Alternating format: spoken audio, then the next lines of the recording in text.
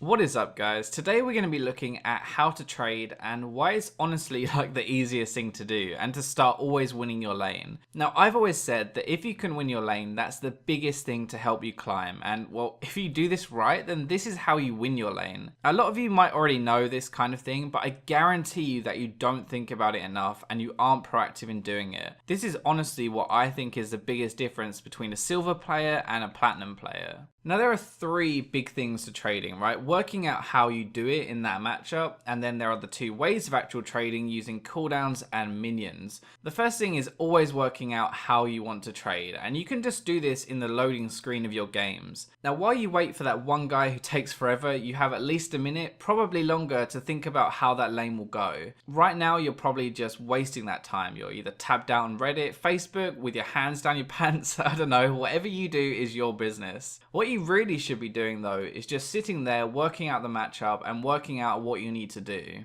To give you an idea of what I mean, we're going to be looking at this Caitlyn versus Lucian matchup. So Caitlyn is more auto attack based, but her Q really hurts as well, so those are her two ways of trading. Lucian is a little different. He's more ability based, meaning that he wants to snipe you with his Q, follow up with his passive, and then dive in for a kill when you're low enough. Now, this is pretty easy to work out on a very basic level, even if you don't know the matchup, by knowing what they max first. Whatever they max first will do the most damage, so that's likely what they'll use to trade and what you need to dodge. So that's the matchup, right? And that is the first thing, but now this is how you turn knowing that into winning your lane. The first simple way is abusing cooldowns. Now, this is something that is really obvious and won't surprise you, but you most likely just don't think about it in game. So in this matchup, if Lucian uses his Q to push the wave, then that's his main damage source on cooldown, and it means that he can't use it on you if you go in for a fight. That is your ideal time to pick a fight, when they don't have their main damage source and they can't use it on you. Now, this cooldown based trading is what you will use most of the time in top and mid lane as well. If they ever use their abilities to push the wave, then they don't have them to use on you, and that's the time you want to pick a fight. An example that is pretty simple is Ahri using her Q or her charm. Now, if those are on cooldown, you can walk up to her and there's nothing she can do to you, so you get free damage onto her or at least force her away from the wave.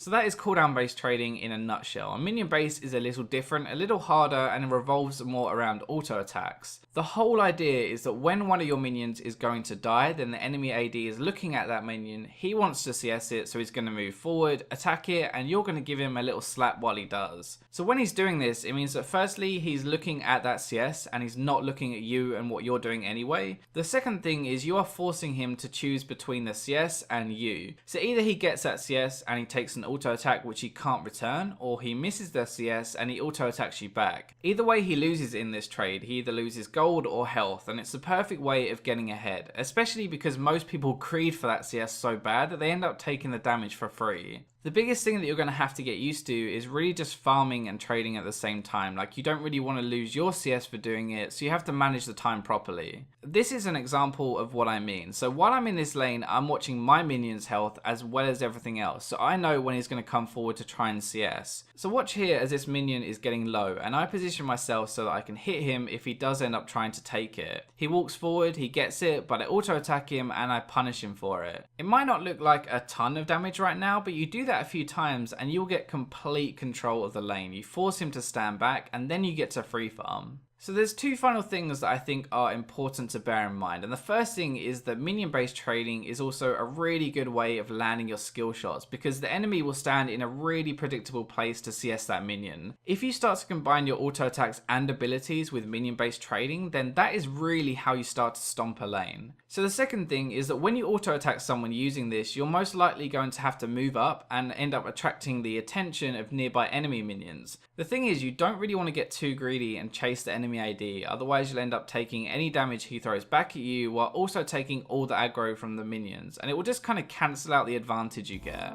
So that wraps up trading in a nutshell. There's the three parts: knowing your matchup, so don't play with yourself in champion select and just work it out. Instead, you use your cooldown based trading and your minion based trading. Hope you guys found it useful, and as always, remember to like and subscribe, and I'll catch you in my next video.